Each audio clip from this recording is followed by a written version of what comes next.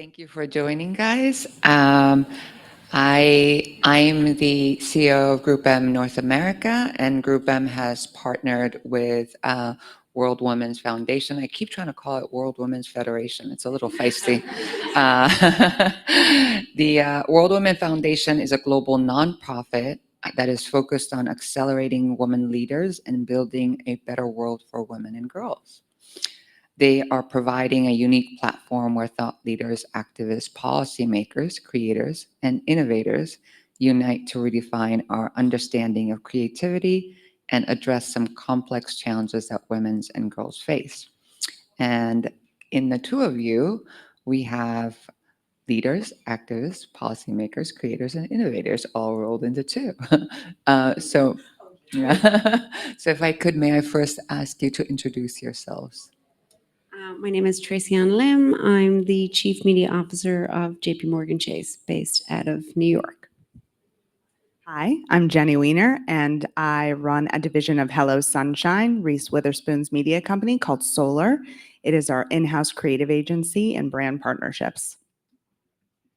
Well, I have to start with the obvious one. I'll start with Tracy-Ann, TA. So you are now Chief Media Officer for one of the best known brands in the world. Can you tell us a little bit about how you got where you are?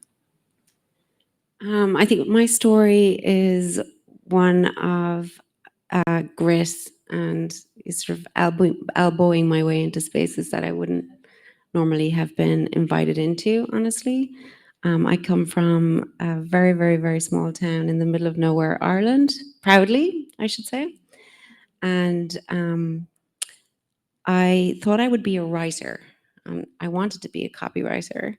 And I tripped into media, honestly, because I had an incredibly inspiring professor who thought I might be good at this thing called media. And prior to that, I just thought, like, fairies sprinkled magic dust on TVs, and that's how commercials came into being. I didn't know anything about the ecosystem. That's exactly how we do it. Yes, it is a bit of magic dust, you're right.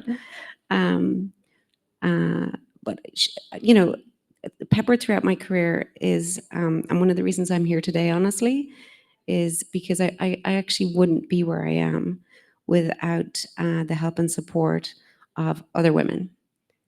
Every big leap that I've taken in my career is because an incredible woman has bet on me and pulled me forward, made me uncomfortable, challenged me, gave me feedback, and that's why I'm here today. I love that. And Jenny, it's my understanding you started out as an assistant. Oh, absolutely. Yeah. Many of us do. Yeah. Yes, I started my career, and I am dating myself here, but at a company called Endeavor before it became William Morris Endeavor, which is one of the biggest talent agencies in the world in Los Angeles. And I'd like to actually talk about my journey as well. That was the time in talent and in entertainment before the Me Too movement. We were just talking about this outside. And the way that women were treated was either as subservient or sort of sexualized. And it was a tough spot to be in. I was glad that I had the experience because being an assistant in a talent agency like that allowed me to learn the entire entertainment industry. But I left quickly after, and about 2 years later, and went into media. And I want to shout out the woman who is filming me right now, who's my boss currently, who runs all of D2C for Hello Sunshine. But I've been with her for 3 companies. We started it. She brought me over. I was at Cara, part of Dentsu Aegis, which was at Cara once. Really? Me too. Really? Well, we're learning a lot here about each other. What is happening? 2014 to 2017 on Microsoft, which was fantastic. It's very fun to work on a big media spender when you're in an agency side. But I met this woman who's sitting over there in a lovely dress, Maureen Polo, who brought me over to she created a new position for me at a company called Fullscreen, which was all about influencer marketing, amongst many other things. It was a great, great company. And she created that position for me. We were then acquired by AT&T and put into Warner Media. She brought me with her then.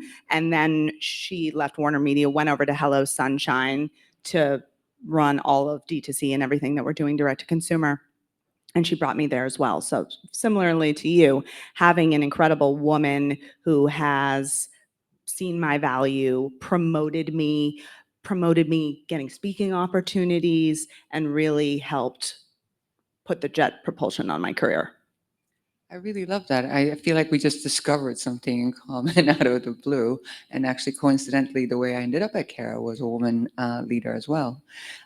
So you talk, Can I just interrupt? yeah, of course. The first car I bought when I moved to the States was the car that the first woman who ever bet on me used to drive. Because in my mind, I associated like, that's what success looks like.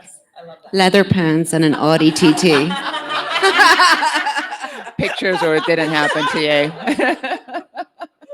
You've made it. I made it. So we just talked a little bit about the things that have helped us in that journey. Tia, how about things that you've, looking back, hindered you in that journey? I'm quite self-deprecating as a character, as a person, which I find to be like a superpower at work. But once you clock off, it can be a little bit more in the self-harm category. But I'm just one of those people that takes in everything I hear. And we were just talking about this earlier. Every now and again throughout my career, I've had, unfair, unsolicited feedback from people who didn't really have permission to give me feedback. Men in my sphere. Not too long ago, it happened recently actually, and you kind of think, I'm super senior now, like, maybe I'm insulated from that kind of thing. And what I'm learning is that there is no expiration date on that kind of thing, but your resilience changes, your ability to respond differently changes. But I think allowing unsolicited feedback to impact me in ways that it probably shouldn't has been one barrier. And then the other has been, and it's related, it's this idea of imposter syndrome and, needing somebody to remind you that you belong. And I think when you come from where I came from and the circumstances that I grew up in, I think I didn't come into this world with that belief system. I had to create it for myself. When you scrap your way to where you are, I think you're a little bit more humble about what you have, and you're very, very grateful for what you have. And it can sometimes lead to feeling like you might not belong in the room. And I think it's really important. So anybody who's watching or participating in this lovely event today, I would just say, you do belong. No matter what your worries are, what your anxieties are, don't let those imposter syndrome thoughts take over. So this is mildly off script, but I've heard you say this before. Do you have certain triggers that bring up those thoughts? Well, it's sort of like by design, I enjoy being in a room with people who are smarter than me, and I hire people who are incredible. And then you sit in the room with them and you're like, oh shit. But I have done I have this. thought of that. So I find myself in those rooms often.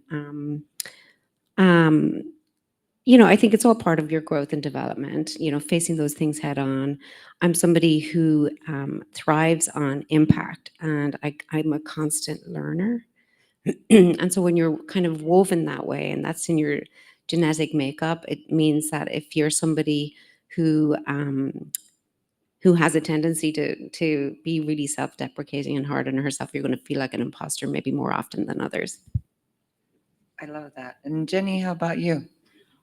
I was laughing during, well, it wasn't funny, but I was laughing during that because that's exactly the same issue I have. I'm incredibly self-deprecating, and I'm the world's hardest person on myself. I never had to have anyone externally motivate me. I was always driven and motivated. And I think because of that too, I was not inherently just gifted. I had to work for everything that I achieved, and nothing was handed to me. But because of that, I always had a bit of imposter syndrome because I wasn't necessarily just the smartest or the most gifted. I had to work for everything.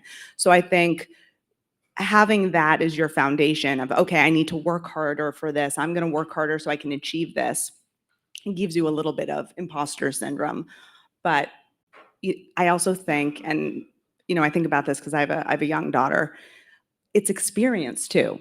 I grew in confidence throughout my career. And now when we have those unsolicited feedback moments, or I have a senior leader who I think isn't necessarily acting in a way that I would act, instead of taking it personally and just assuming I'm in the wrong, I think through it rationally. And I don't just, because I have that confidence, I just don't assume that I'm the imposter in this situation.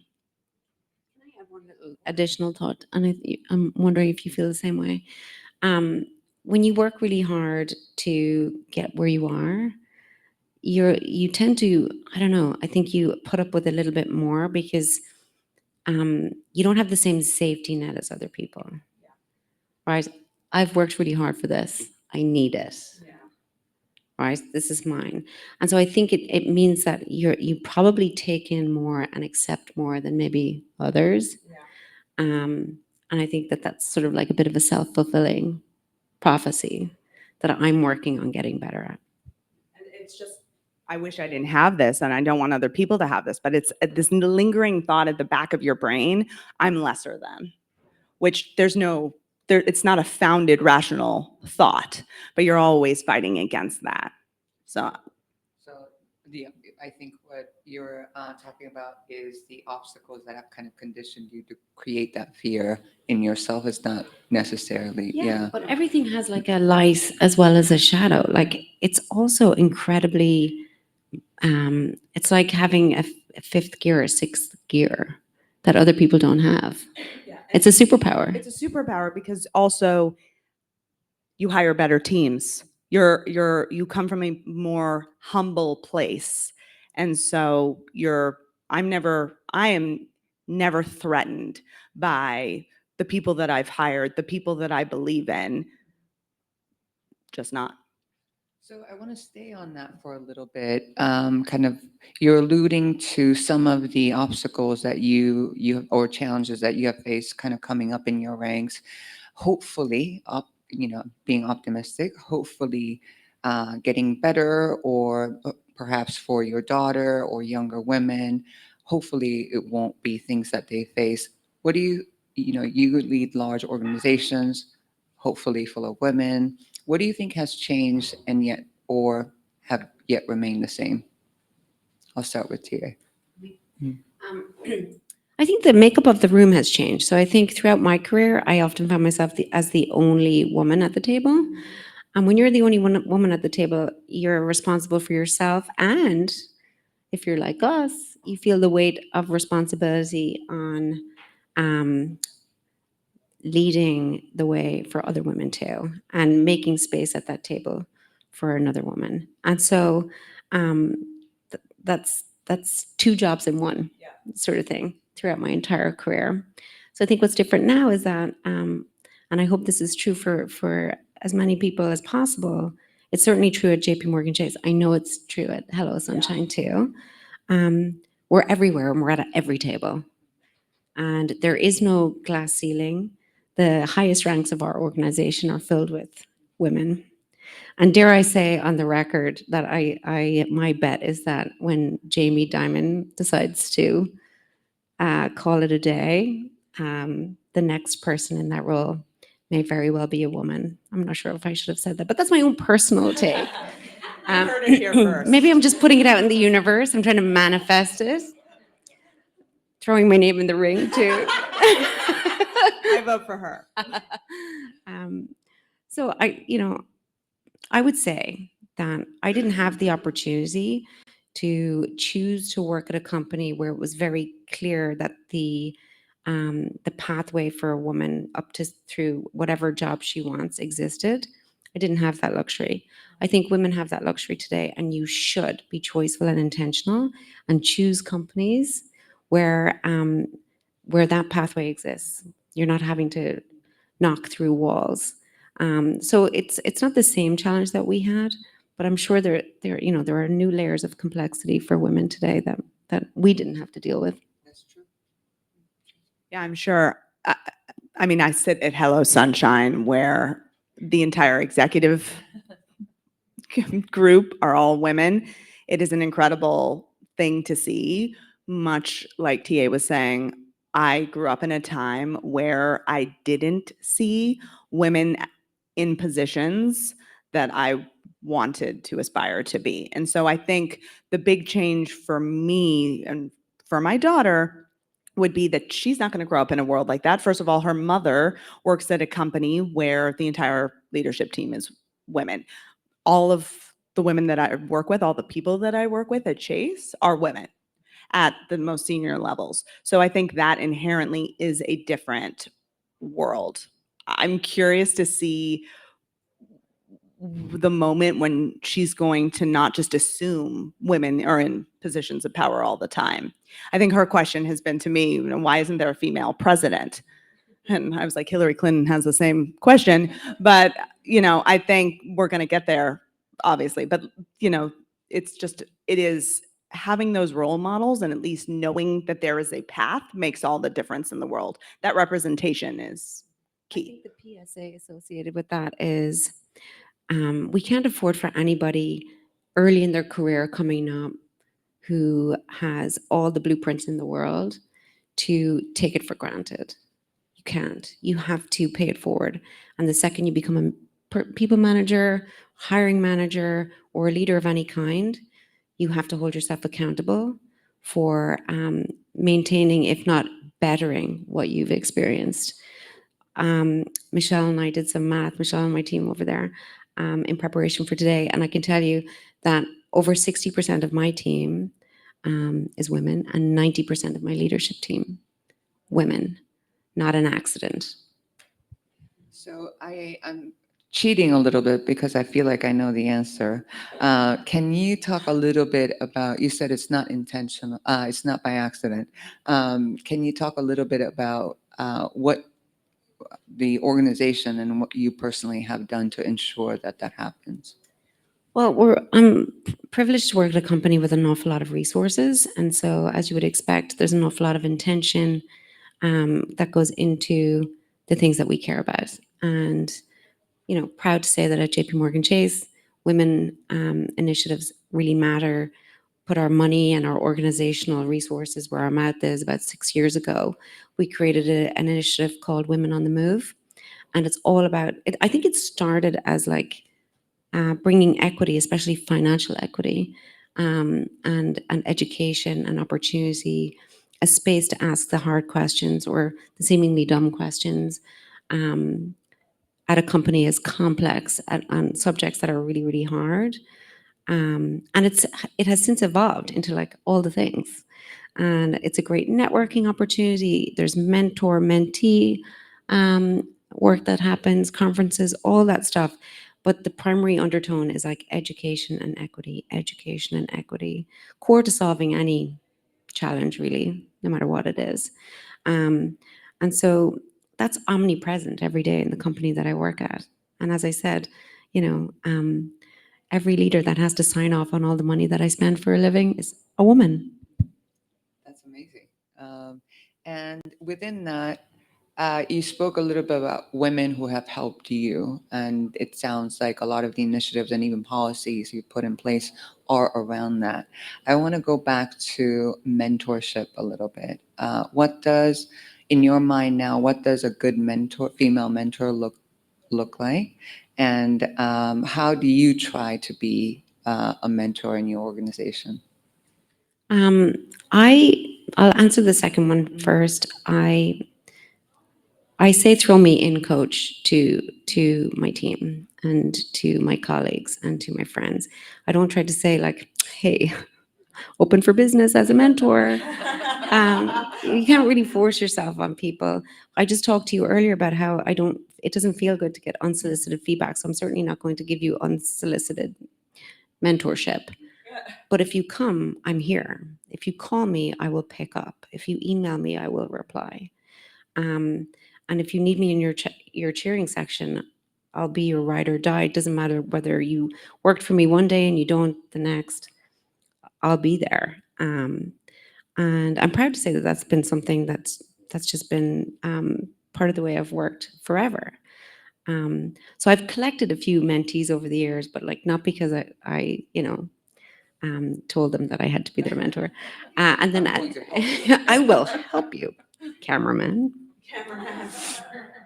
And as it relates to having a mentor, I no matter what level you're at, no matter how far you come in your career, it's just it's so important.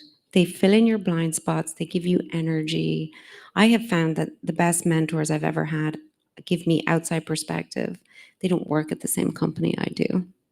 Sometimes they're not even in the same country I'm in, and that's important because it gives me, contrarian points of view from time to time, different perspective, and those are the people that will tell me I'm wrong, and I won't get mad, or maybe I will for a second, and then I'll get over it.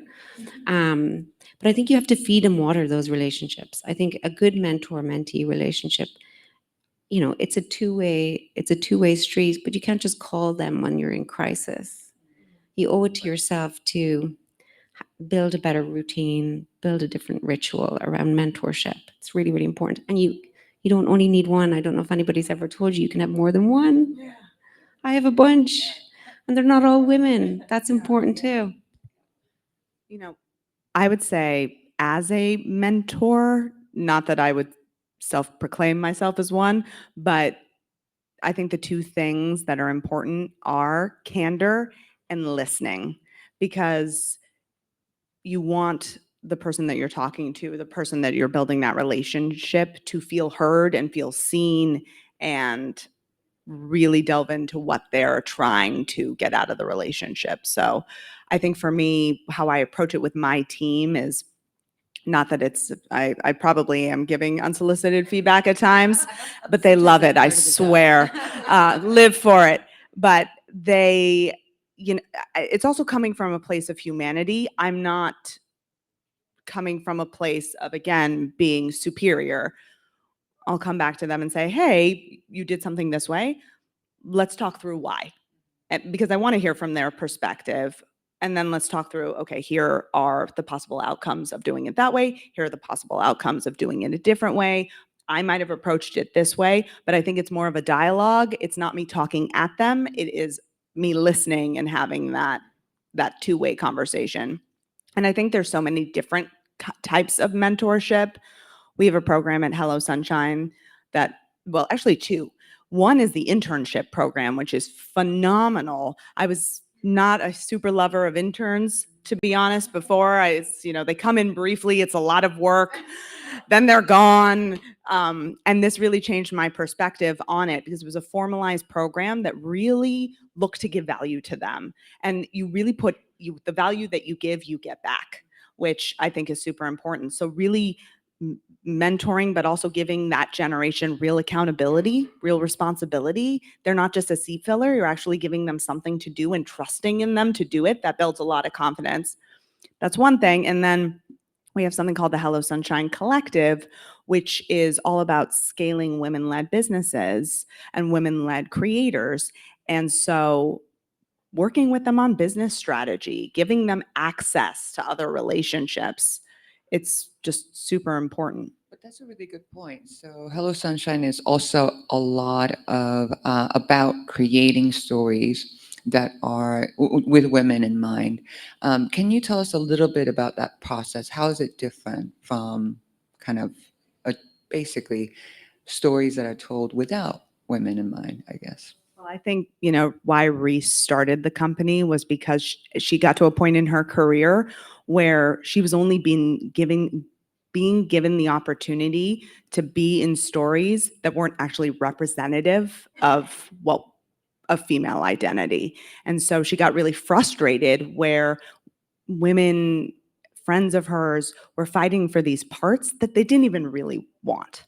And so one of my favorite things that she says is that in order to change the stories, you need to change the storytellers. And so that's really what she did. She she and Sarah Hardin and Maureen have built a company that not only tells stories from an entertainment perspective, from a studio perspective, but from a social perspective across different mediums. And I think another core component is looking for different storytellers. It's not just women, it's women of different walks of life, women of different ethnicities. They were really trying to find stories from diverse authors, and there was an issue with getting them in the pipeline. They just couldn't seem, when they launched the studio, they couldn't seem to get them. And what they discovered, and one of the reasons we have a program called Lit Up, which is built on the insight, only 10% of the publishing industry is women of color. And why was it so low? Because those women weren't getting to the publishers. There was a break in the agenting process. And so we developed, in order to be able to get those stories, we developed a pipeline where we find these authors. We work with multiple organizations. They submit manuscripts. We go through thousands, and then we select 5 fellows that then go through this process. And obviously we want to scale this far beyond this, but it's creating that pipeline so women of all different walks of life with all different stories, because that's what makes storytelling entertaining. You don't want to see the same story over and over. That would get incredibly boring. You want to see different life experiences. And so having that and being able to lift up women with different life experiences and creating a path for them is very core to everything we do. And that actually reminds me a little bit. You and I were having a conversation about losing female talent during the pandemic.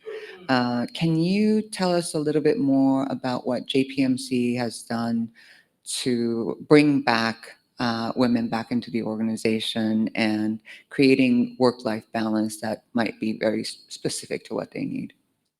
Yeah, I mean, I think we all experienced high attrition during the pandemic, and it really impacted women, and therein women of color disproportionately than anybody else. And um, I think the responsibilities for a caregiver, even if you weren't a caregiver before the pandemic, so many women became one during the pandemic, and it just became an overwhelming amount of work, meaning they couldn't do both. And so we saw a lot of loss. Um, I think Michelle's in the back and can correct for accuracy, but I think almost 3/4 of the talent that I lost were women during the pandemic, moving back home to care for parents or elderly family members, their own children, so on and so forth. And when that happens, and then the tide changes and the world changes, and you start to come back to normal, and you realize it wasn't just a JPMorgan Chase thing, it was an everybody thing. How do you replenish that talent pool when everybody's coping with the same thing? So I knew that we would have to compete in ways that we weren't used to competing for that talent. It meant opening up different job specs. It meant opening up the idea of part-time versus full-time. It meant opening up the aperture in terms of where we would hire, what locations. We have a very strong point of view on in-office. So the work from home thing, we have a very strong point of view on that, and most of my team are 60% of the time in the office, and that's because our leadership believes in mentorship in real life and the power of what you can learn when you're physically around others. And I happen to be in furious agreement with that.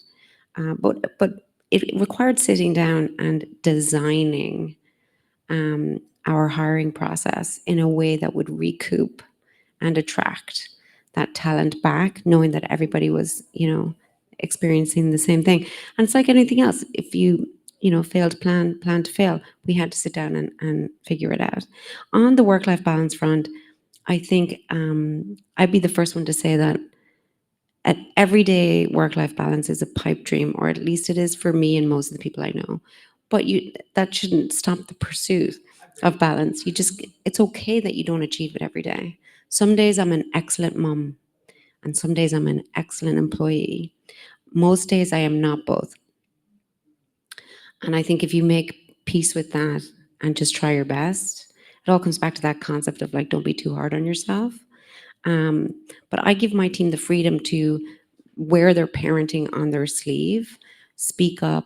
I need to leave for my, my child's school thing, or, because I have a workforce that is made up of a lot of parents. So I think being highly communicative on what it requires to be a good parent and a good team member, um, one day versus the next, I think is really, really important. So when your team sees you pridefully walk out the door at 3 o'clock, have to go, parent teacher conference, bye. You can call me, I'll be on the train. You lead by example, and you give other people the freedom to feel the same way. So I think that that's been really, really important too. Final comment on that is you can't sit around and expect your manager to manage your balance, because balance is different to every individual. You have agency in that. Your manager is not a mind reader, even though sometimes you wish they were. So you really have to kind of declare what balance means to you. And if you're in the right team, if you're in the right place, that will be a really good conversation. If it's not, we're hiring, call me. Yeah, and I think on our end too, the way I try to lead is it's within reason. It's fine.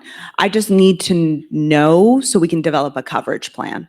So we have nothing is a surprise. And so I think we're able to do something very similar where be vocal, let us know what you need, and we'll figure it out again within reason. I think the other thing, it's not just a work thing, it's also a home life thing. We work with an author named Eve Rodsky who developed the book Fair Play, which I do recommend to absolutely everyone. And what she covered was the invisible burden that women face, the invisible work. It's also a burden, but women take on, like, I forget the stat, over 70% of the invisible work. It's okay, the kids have a soccer game to go to, and a lot of people think it's just the game. It's not just the game. Is the uniform clean? Who took them to practice? There's like a whole litany of responsibilities within that.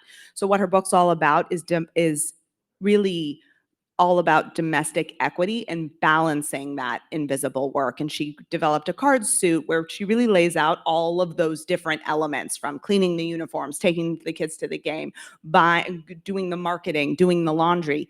And she did it in a visible way where you can lay it all out and work with your partner on, okay, who has which task? Because if you do the exercise originally, I guarantee you there's one party there that has a majority of it, but she's really created this system where you can balance those things. Because if that's why we were losing so many women, they were doing all the invisible work at home and full-time careers. It's not sustainable. Switching gears to close out the session, I'm going to ask this question for both of you. I'll start with TA again. In about a year's time, when we're back here, what would you want to be talking about on stage? Like, what would you have wished has changed over the course of a year? Pass. You go, and then I'll follow. Well, this is maybe a horrible answer, but I want to talk about our initiatives. I want to talk about, we're talking about a lot of the challenges for women, which is something that we, of course, need to discuss and how you overcome that. But I want to talk about all the great work that we're doing, which just have inherently women as part of it. Same, what she said. Well, thank you so much to both of you. Thank you for having us. Yeah. Thank you. And 2 minutes. Thank you. I'm going to remember that.